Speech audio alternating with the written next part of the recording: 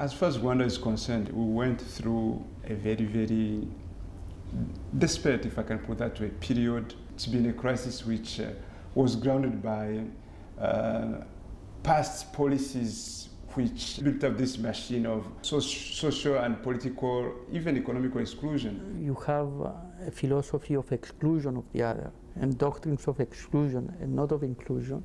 This is a destructive approach, and those approaches cannot work in the long run.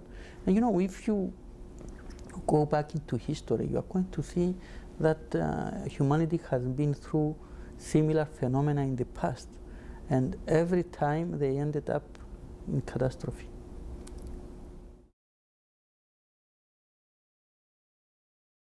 I have been ambassador to Ireland for 2 years, and I have seen there again this opposition between the Catholics and the Protestants, and I know and I can understand how easy it is to divide people and how difficult it is to bring them together again.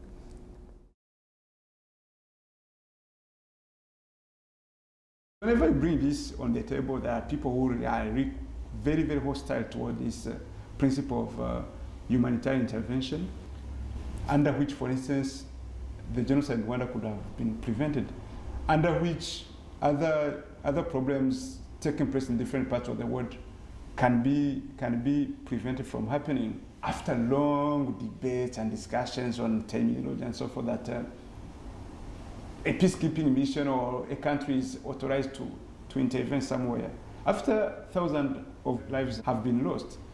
So how to make sure that there is no loss of human lives for the sake of being complacent to international law?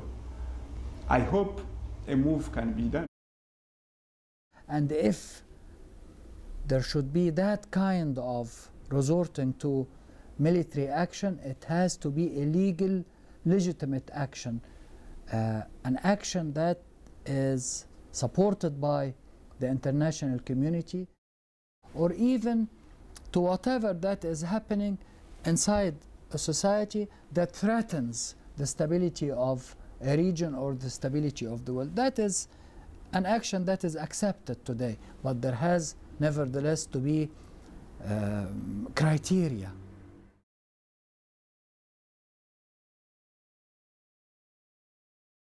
Now, if a superpower can resort to force and very openly reject principles and shared values, then you cannot expect lesser powers or those without power not to try to achieve power from other means.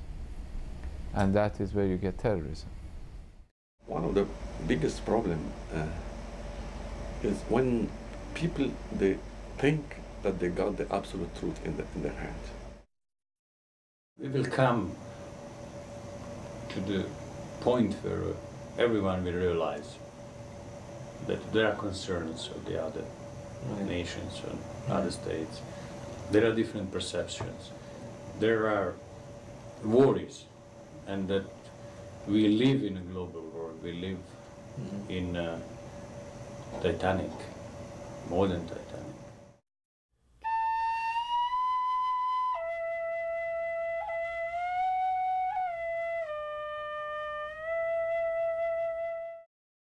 We have to study the different cultures, we have to study different positions, we have to know much more about each other. We don't have to look at the facts from the superficial level.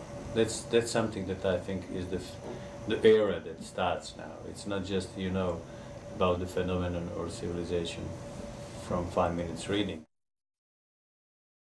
Reach out for people who are living in their isolated worlds, and not to replace their world with your own, but try to understand the inner mechanics of their universe.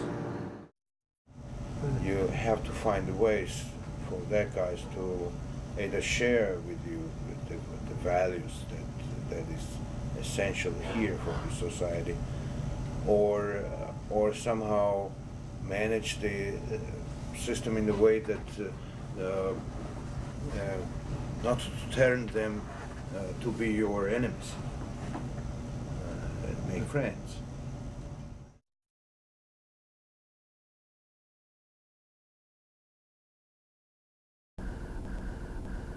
We are in this area for thousands of years.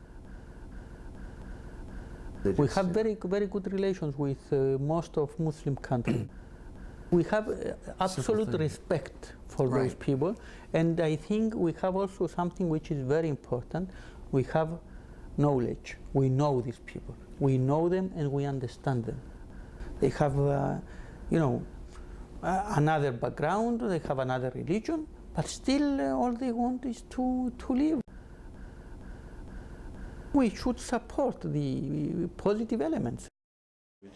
Judge Sharon, he came and said, okay, I'm going to finish the problem by force, give me 2 months. This is more than 2 years. We're in a worse situation. And I liked so much what the Pope said just 2 days ago. In the Middle East, we don't need fence. We need bridges.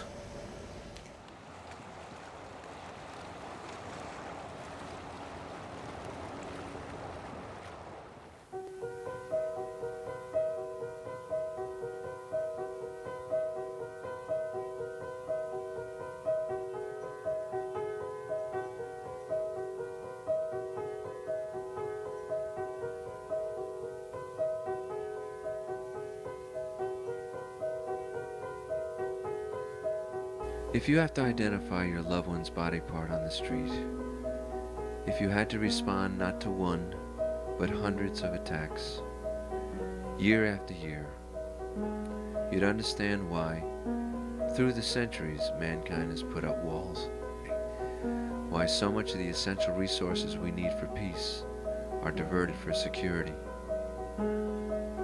But walls have never worked forever.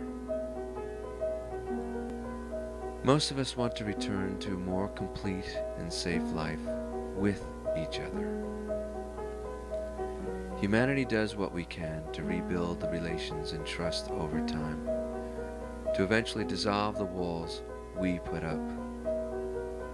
We call for our leadership from all corners to listen to the other side of the wall, to endlessly pursue the vision, encourage the courage, to recognize and support the continuous personal work of building and maintaining bridges. Where are we heading? Why is it happening in this manner? How would we diffuse the tension? We have to prove them wrong. And we have to prove the radicals who are preaching this, the philosophy of violent resistance, that the international system can indeed offer justice, equity, and progress. The United States is in a position, or can be in a position, to help solve once forever the problem, the Palestinian problem. That has to be settled, and a just settlement. And the possibilities are there, and it can be settled. It's obvious that if the Palestinian problem is solved, many of the problems that we have in terms of terrorism and violence, etc., in the region and outside the region will be drastically reduced.